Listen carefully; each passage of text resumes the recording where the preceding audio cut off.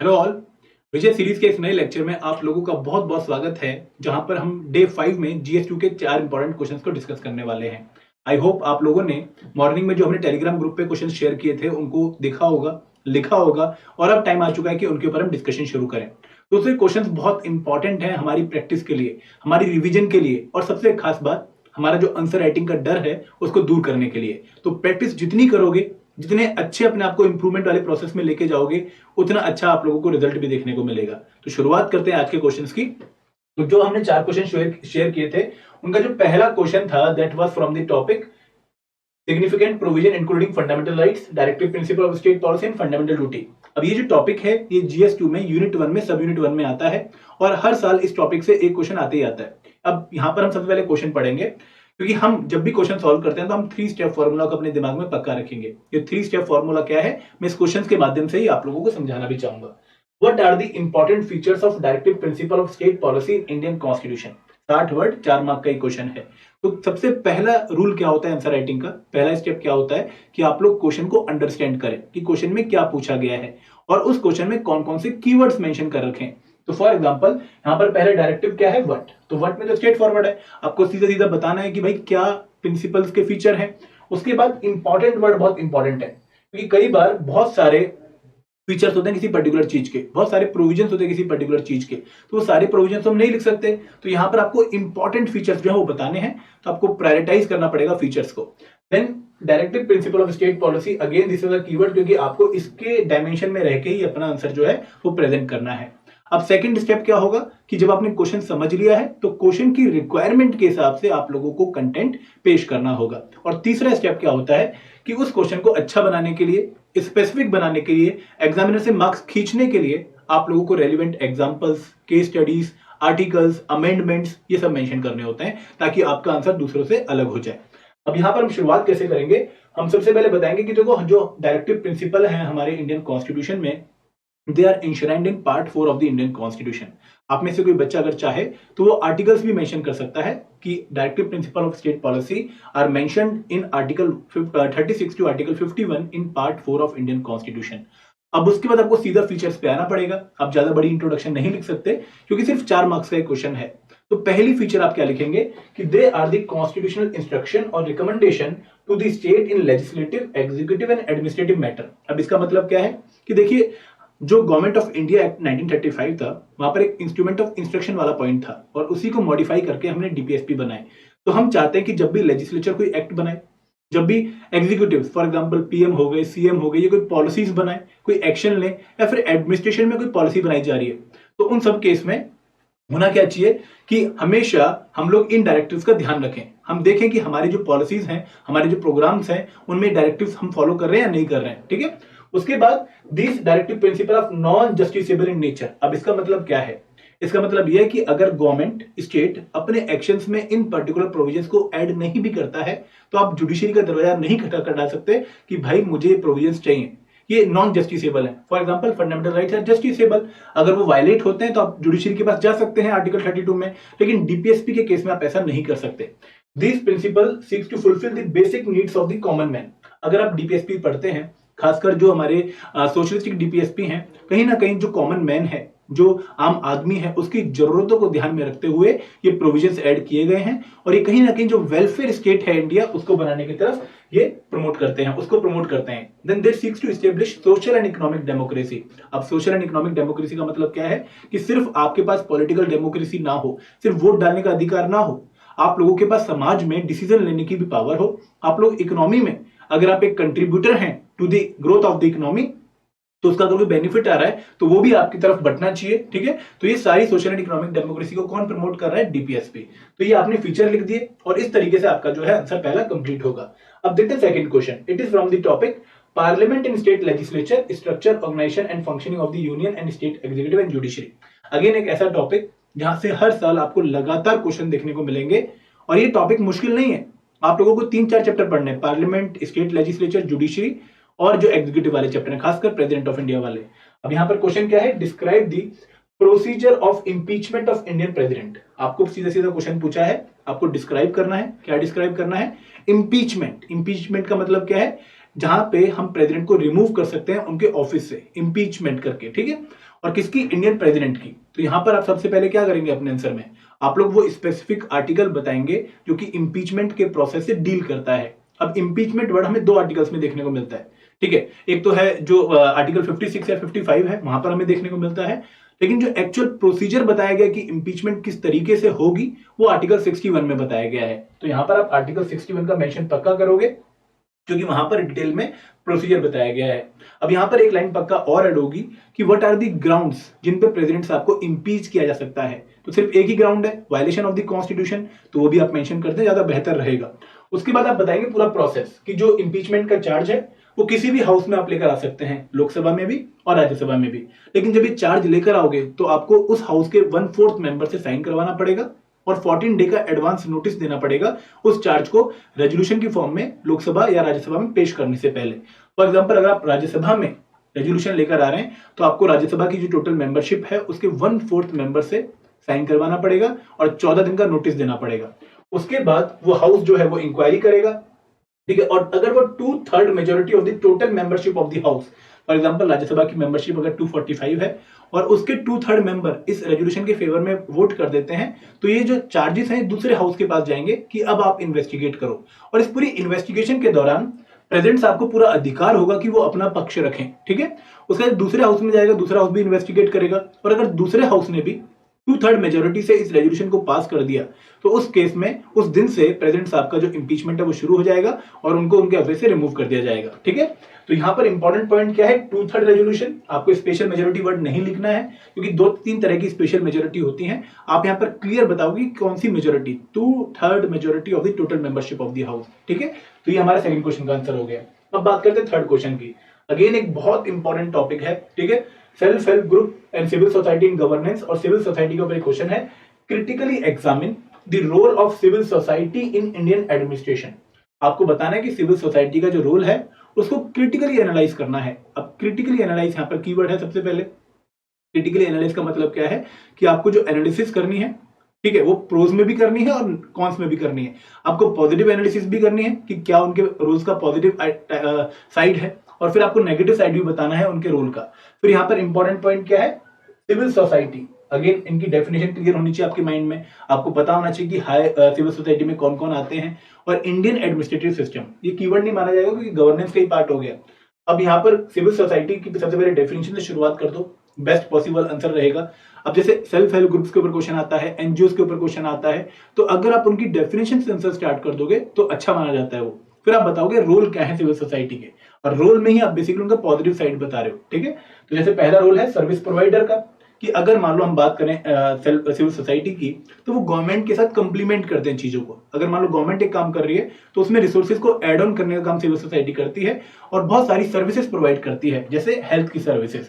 उसके बाद advocate campaigner, for example अगर मान लो गवर्नमेंट के सामने कोई केस पेश करना है कि एनवायरमेंट का केस पेश करना है या फिर ट्राइब्स का केस पेश करना है, तो उस केस में ये एडवोकेट करते हैं लोगों की पॉलिसीज को, लोगों की थिंकिंग को। Then they are the watchdog also. अगर मान लो हमारे सिस्टम में कुछ गलत हो रहा है, कुछ ठीक नहीं हो रहा है, ह्यूमन राइट्स वायलेट हो रहे हैं, तो उस केस में सिविल सोसाइटी आवाज उठाती है। उसके साथ साथ किसी मुद्दे पर, किसी इंपॉर्टेंट मैटर पर जो लोगों की आवाज है उसको बुलंद करने का काम, ठीक है, उसको मोबिलाइज करने का काम भी कौन करती है, सिविल सोसाइटी। अगेन पार्टिसिपेटिंग जो नेचर है सिविल सोसाइटी का बहुत बेटर है, और ये कहीं ना कहीं लोगों को भी मोटिवेट करते हैं कि आप लोगों को भी इंपॉर्टेंट एक्टिविटीज में पार्टिसिपेट करना चाहिए, यूनियंस बनानी चाहिए, ग्रुप्स बनानी चाहिए, ताकि हम लोग अपने आप को अच्छे से प्रेजेंट कर सकें। अब यहां पर आपने बताया पॉजिटिव साइड, लेकिन कुछ नेगेटिव साइड है कि कई बार हमें जो इनका एक्शन है वो सोशल से ज्यादा पॉलिटिकल देखने को मिलता है। इनके बीच में कहीं ना कहीं जो पॉलिटिक्स होती है पार्टीज की, वो भी हमें देखने को मिलती है। और कई बार इनके जो एक्शन है वो जानबूझ के रेसिस्टिव नेचर के हो जाते हैं और किसी पॉजिटिव गवर्नमेंट एक्शंस को जानबूझ के अपोज करने की कोशिश करते हैं। कई बार ये ब्लैकमेलिंग वाले जो चांसेस है उनको भी फॉलो करने की कोशिश करते हैं, ताकि गवर्नमेंट के अगेंस्ट एक केस बनाया जा सके। और अगेन पॉलिटिकल पार्टीज की जो इन्वॉल्वमेंट है इन सिविल सोसाइटी में, वो कहीं ना कहीं इनकी जो एक्चुअल पावर है उसको डायल्यूट कर देती है, ठीक है। और they can not overcome the wider factor disabling health service, मतलब बहुत अपने आप से जाकर ये एक्टिव लेवल पर चीजों को डिसेबिलिट नहीं कर सकते, और अगर ये गवर्नमेंट के अपोज जाते हैं तो गवर्नमेंट की चीजों को ऑल्टर करते हैं। और एलाइट कैप्चर, कहीं ना कहीं जितनी भी हम सिविल सोसाइटीज देखते हैं मेजर, वहां पर हमें मेजर जो पॉलिटिशियंस है उनकी इन्वॉल्वमेंट देखने को मिलती है। तो जो इनका इंडिपेंडेंट कल्चर है, इनका इंडिपेंडेंट वर्किंग स्टाइल है, वो कहीं ना कहीं हैम्पर हो चुका है, जिसका इफेक्ट हमें इनकी वर्किंग में भी देखने को मिलता है। ठीक है, और इसके साथ साथ they are blamed for arousing destabilising a nation by the wealth of foreign finance. बहुत सारी ऐसे civil societies in the form of NGO हमें देखने को मिलती हैं, जहां पर कहीं ना कहीं जो लॉबी है वो फॉरेन पावर है, जैसे फ्रांस की गवर्नमेंट हो गई या फिर यूएसए की गवर्नमेंट हो गई, और वो किसी इंपॉर्टेंट प्रोजेक्ट को टारगेट कर देती है और गवर्नमेंट को जानबूझ के परेशान करने की कोशिश करती है। फॉर एग्जांपल ऑन कुंदनकुलम हमने देखा है, रत्नागिरी वाला हमारा न्यूक्लियर पावर प्लांट है, उसके अगेंस्ट हमें प्रोटेस्ट देखा है। तो वो कई बार जानबूझ के डिस्टेबलाइजिंग नेचर का जो प्रोटेस्ट है वो हो जाता है। तो ये आपने सिविल सोसाइटी के बारे में लिख दिया। अब आते हैं फोर्थ क्वेश्चन पे। फोर्थ क्वेश्चन है again from the topic constitution of India historical underpinning. Again ऐसा क्वेश्चन है जो काफी न्यूज में है, और न्यूज वाले क्वेश्चंस काफी ज्यादा पॉलिटी में आने के चांसेस हैं, और ये 20 मार्कर क्वेश्चन है और काफी थिंकिंग वाला क्वेश्चन है। क्वेश्चन क्या है? In the light of recent controversy regarding the sedition law, discuss issues regarding the sedition law in India. Also highlight what can be done to balance sedition law with right to freedom of speech in India। अब इस question में multiple questions हैं, तो आपको सबसे पहले क्या करना पड़ेगा, यहां पर माइक्रो क्वेश्चंस को आइडेंटिफाई करना पड़ेगा। पहला माइक्रो क्वेश्चन क्या है कि आपको कंट्रोवर्सीज बतानी, कौन कौन सी कंट्रोवर्सीज हमें रिसेंटली देखने को मिलती है with regard to sedition law. तो यहां पर रिसेंट एग्जांपल्स आप लोगों को देखने पड़ेंगे। उसके बाद सेकंड माइक्रो पार्ट क्या है कि आपको डिस्कस करने हैं कि इश्यूज कौन कौन से हैं रिगार्डिंग सेडिशन लॉ। फिर तीसरा माइक्रो पार्ट क्या है कि आपको बताना है कि किस तरीके से हम बैलेंस कर सकते हैं सेडिशन लॉ को with the freedom of speech and expression that is guaranteed under article 19 clause 1 clause A. ठीक है, तो अब यहां पर आपको आंसर के तीनों पोर्शंस को अच्छे से जस्टिफाई करना है, और अगर आप तीनों पोर्शंस के आंसर लिख दे तो आपका आंसर ऑटोमेटिकली कंप्लीट हो जाता है। अब कीवर्ड आइडेंटिफाई कर लेते हैं। पहला कीवर्ड है रीसेंट कंट्रोवर्सी। ठीक है, उसके बाद है सेडिशन लॉ, फिर issues, then what can be done to balance. Balance word बहुत इंपॉर्टेंट है यहाँ पर। ठीक है, ये आपने कीवर्ड आइडेंटिफाई कर लिए, अब आंसर लिखना शुरू करते हैं। तो आप इसकी शुरुआत कंटेक्स्ट से ही मेंशन कर सकते हो, क्योंकि हम कहते हैं ना कि जब भी आपकी स्टार्टिंग हो, it can be from definition, it can be from data, it can be from some context, recent context. तो यहाँ पर कंटेक्स्ट मेंशन करना बहुत जरूरी होगा कि कहीं ना कहीं एक सीनियर जर्नलिस्ट की जो अभी उनका अरेस्ट हुआ है, ठीक है, उसने अगेन एक केस स्पाउस कर दिया है कि सेडिशन लॉ सही है या नहीं है, तो उस तरीके से आपने शुरुआत कर दी। फिर आपने सेडिशन लॉ को बताना है। अब देखो इस क्वेश्चन में कहीं भी ये नहीं लिखा होगा कि सेडिशन लॉ क्या है, आपको पहले जस्टिफाई करना पड़ेगा कि भाई सेडिशन लॉ ये है, और अगर आप ये बता देते तो आपका आंसर औरों से अलग हो जाएगा, बेटर हो जाएगा, क्योंकि आप लोगों ने कीवर्ड जो है सेडिशन लॉ वो डिफाइन कर दिया है कि सेडिशन लॉ हमारे कॉन्स्टिट्यूशन में कहीं मेंशन नहीं है, लेकिन एक सेक्शन है आईपीसी का, सेक्शन 124 क्लॉज ए, ठीक है, वहां पर मेंशन किया गया है सेडिशन को। और ये लेटेस्ट लॉ नहीं है, ये अंग्रेजों के टाइम पर बनाया गया लॉ है, और इसमें क्या बोला गया है, any person by words either spoken or written or by signs or by visible representation or otherwise bring or attempts to bring into hatred or contempt or excite or attempt to excite disaffection toward the government established by law in India is called sedition। ठीक है, और इसके अंदर जो punishment होती है वो non bailable होती है, और आपको लगभग 3 साल से लेकर लाइफ टाइम तक की जेल मिल सकती है। ठीक है, अब इसमें रिसेंट अरेस्ट आपने पक्का बताना है, रिसेंट कंट्रोवर्सीज पक्का बतानी है कि कौन कौन से यहाँ पे रिसेंट कंट्रोवर्सी हमें देखने को मिली है। अब दोस्तों यहां पर ना एक्चुअल नेम जो है वो अवॉइड करना जर्नलिस्ट के। आप सीधे जर्नलिस्ट लिख सकते हो, लीडर लिख सकते हो, ठीक है, ग्रुप लिख सकते हो, या फिर फार्मर्स लिख सकते हो, ऐसे टर्म्स यूज करें, जनरल टर्म्स, लेकिन एग्जैक्ट नेम अवॉइड करिए, क्योंकि कई बार वो याद भी नहीं रहता है और कई बार वो जरूरत भी नहीं होती है। अब आपने पहला माइक्रो जो क्वेश्चन था वो जस्टिफाई कर दिया। अब आपने इश्यूज बताने हैं कि इश्यूज क्या है। सबसे पहला इश्यू की बहुत पुराना लॉ है, ठीक है, हमने अपने कॉन्स्टिट्यूशन के बनाने से पहले इस लॉ को रखा हुआ है, और हमारा जो freedom of speech and expression है वो कई बार से कॉन्फ्लिक्ट में आता है। This is the first major issue regarding the sedition law. Second issue क्या है कि डेमोक्रेटिक वैल्यूज के अगेंस्ट है। अब डेमोक्रेसी क्या है कि जहां पर लोग अपना व्यू खुल के रख सके, जहां पर लोग अपने आप को खुल के एक्सप्रेस कर सके। लेकिन डेमोक्रेसी में भी बोला था कि अगर मान लो गवर्नमेंट कुछ गलत काम करते हैं तो क्रिटिसाइज करने की पावर भी लोगों के पास होनी चाहिए, बट ये एक्ट उसको अपोज करता है। जो पॉलिटिकल डिसेंट वाला पॉइंट है ना, जहां पर लोग पॉलिटिक्स के खिलाफ अपने पॉलिटिक्स के टुवर्ड्स अपने व्यूज मेंशन करते हैं, और वो views in line with the political thought नहीं होते हैं। फॉर एग्जांपल अगर कोई बोले कि भाई नहीं, मुझे लगता है कि बीजेपी सेक्युलर सिस्टम को फॉलो नहीं कर रही है, तो ये उसके व्यूज हैं, लेकिन इसको अगर हम सेडिशन लॉ के अंडर डाल के जर्नलिस्ट को पनिश कर देंगे तो वो शायद गलत हो जाएगा। तो ये सबसे बड़ा एक इशू देखने को मिलता है regarding the sedition law. The law is being misused as a tool to prosecute political dissent. ठीक है, और जो पॉलिटिकल डेमोक्रेसी में सबसे बड़ा इंपॉर्टेंट पॉइंट होता है डिबेट का, वो कहीं ना कहीं यहाँ पर अहम होता है। ठीक है, यहाँ पर लगभग 96% जो केसेस हैं वो किस वजह से लिए गए हैं? For criticising political leaders in the government. और बहुत सारे ऐसे मेजर डेमोक्रेसीज हैं जहां पर ऑलरेडी सेडिशन लॉ को खत्म कर दिया गया है, बट हमने अभी भी इसको फॉलो कर रखा है। ठीक है, इसके साथ साथ जो सेडिशन लॉ में टर्म्स बोली गई हैं, ठीक है, वो टर्म्स सेल्फ एक्सप्लेनिंग नहीं है, दे आर क्वाइट वेग इन नेचर, और उनका जो इंटरप्रिटेशन वो काफी वाइड है, तो वो स्कोप बढ़ जाता है और वो कहीं ना कहीं आर्बिट्री मैनर में यूज होना शुरू हो जाता है। इसके साथ साथ जो एनसीआरबी का डाटा वो शो करता है कि 160% राइज है in the increase in the filing of sedition charges, which is quite a high number. मतलब हम इस जमाने में जहां पर हम freedom of speech and expression को काफी बढ़ावा दे रहे हैं, वहां पर हम इनकी नंबर्स को बढ़ा रहे हैं, तो this is again a very different scenario. Increasing misuse, बहुत सारा मिसयूज हमें देखने को मिलता है, और कहीं ना कहीं जो मॉक लिबरल्स है उनको टारगेट करने के लिए हम इस सेडिशन लॉ का यूज देखते हैं। अब क्या स्टेप्स ले सकते हैं ताकि हम बैलेंस कर सकें सेडिशन लॉ को with the freedom of speech and expression? तो सबसे पहले तो हमें जो सुप्रीम कोर्ट की वर्डिक्ट थी केदारनाथ केस में, जहां पर उन्होंने बोला कि हमें लिमिट करनी पड़ेगी इसकी application to acts involving intention और टेंडेंसी टू क्रिएट डिसऑर्डर और disturbance of law and order और इंसाइटमेंट टू वायलेंस। हमें लिमिट करना पड़ेगा, हमें स्कोप जो है सेडिशन लॉ का वो लिमिट करना पड़ेगा। वहां पर हम पॉलिटिकल डिसेंट को टारगेट नहीं करेंगे। वहां पर अगर कोई इंस्टांस ऐसा है जहां पर किसी लोग का बोलना, उसके एक्सप्रेशन वायलेंस को बढ़ावा दे रहा है, पब्लिक ऑर्डर को डिस्टर्ब कर रहा है, तो ही उसके खिलाफ सेडिशन चार्जेस लगे। ठीक है, इसके साथ साथ बोला गया कि it should not be misused as a tool to curb free speech. It needs to be examined under the changed fact and circumstances.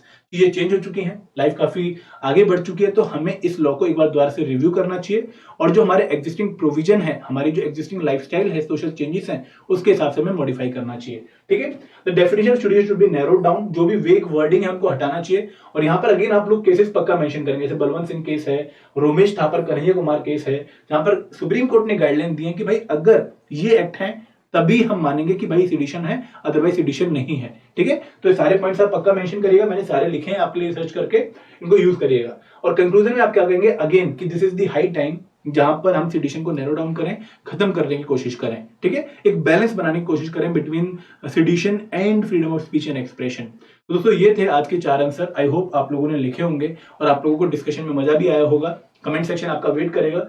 और इसके साथ साथ हमने 2 कोर्सेज लॉन्च किए आप लोगों की मेंस की प्रिपरेशन बहुत अच्छा करने के लिए। पहला कोर्स है HPS mains crash course pack. This is the complete course, one stop solution for your mains examination except optional. यहाँ पर कंप्लीट जीएस है, ठीक है, complete Himachal GK mains test series with 17 test और बहुत अच्छे एवेल्यूएशन के साथ। Then current affairs, HPS 420 plus model question and answer from all GS, GS1, GS2, GS3। इसके साथ साथ लाइव डाउट सेशन। और ये कोर्स आप लोगों को सिर्फ 8500 का मिल रहा है, लिंक डिस्क्रिप्शन बॉक्स में है। और जो हमारी टेस्ट सीरीज है, यहाँ पर सिर्फ जीएस कोर्स नहीं है, बाकी सब कुछ क्रैश कोर्स वाला है, और ये आपको 5100 का मिल रहा है। तो don't forget to check the description box, क्योंकि ये कोर्सेज आप लोगों के लिए प्रैक्टिस, रिविजन और अच्छे नंबर्स लाने के लिए बहुत हेल्पफुल रहेंगे। Thank you very much friends. जय हिंद, जय भारत, जय हिमाचल।